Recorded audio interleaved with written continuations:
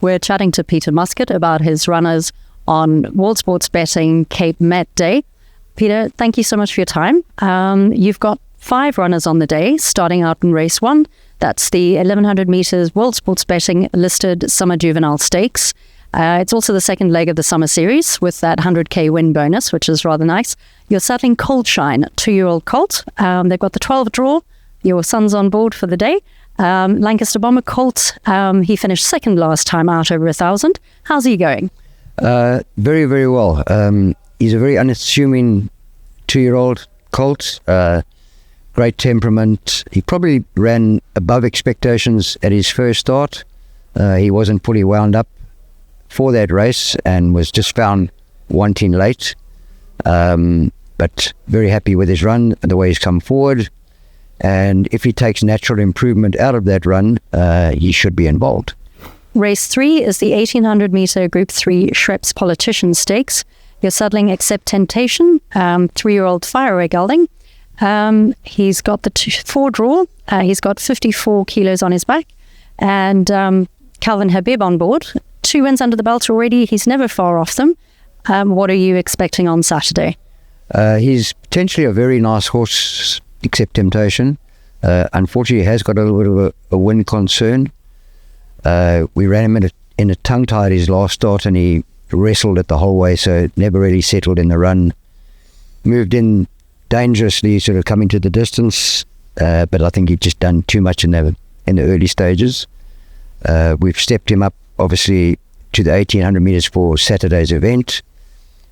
Taken a tongue tie off, put a tongue control in him, and he's far more settled that way. I've also put earmuffs on him. So if he relaxes nicely in the run, doesn't spend too much petrol early, I think he can build on his form. But obviously it's a very competitive race. Some smart, staying-looking type 3-year-olds. So we're just hoping for an improved performance. Perfect. Race 4 is the 1400 meter Cape A Stakes. You're sending out Quasiforsure.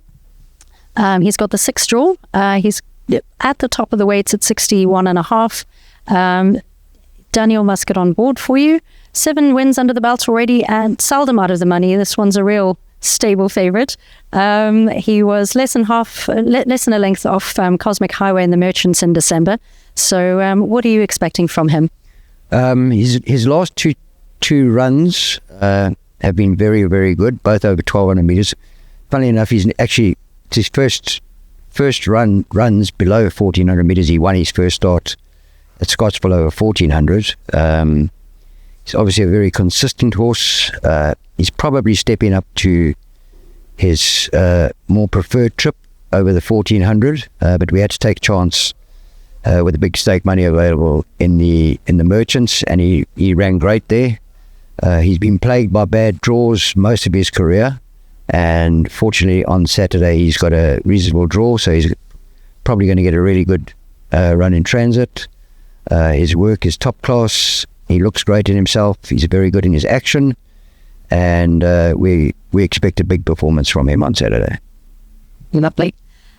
Race 6, the Group 1 World Pool Cape Flying Championship over 1,000 meters.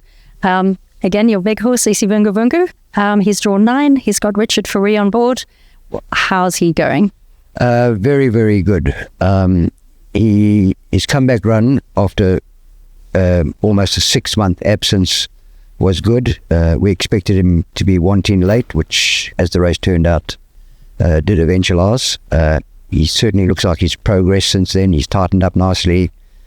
I feel he will head into Saturday's event at his top, and in my eyes, he's probably the horse they all have to beat. Lovely. Then you're closing out the day in race 8. This is the 7.5 million rand Cape Racing Gold Rush over 1,600 meters. You're saddling Kupaliwe, 3-year-old gelding. He's got 3 wins on the trot in Durban. You've got Danny on board on Saturday. He's got the 15 draw and just the 60, same as the rest of the field to shoulder. It's a big field. What are you hoping for here? Yeah, unfortunately, we got the visitors draw. He's never run beyond 1,400 meters, but I think the same goes for potential non-stayers in the race. He has performed it at group level and run close behind some highly rated 2-year-olds over 1,400 meters. He too needs to settle, needs to relax. The 15 draw may not be the worst thing because of that. So it's all going to be in Daniel's hands on Saturday. I've put earmuffs on him for the race in an attempt to really make him switch off early. And if that happens and there's enough tempo up front, he's perfectly capable of running into the money in a race like this. Wonderful. Thank you, Pete, for your time. Really appreciate it, and hope you go well on Saturday.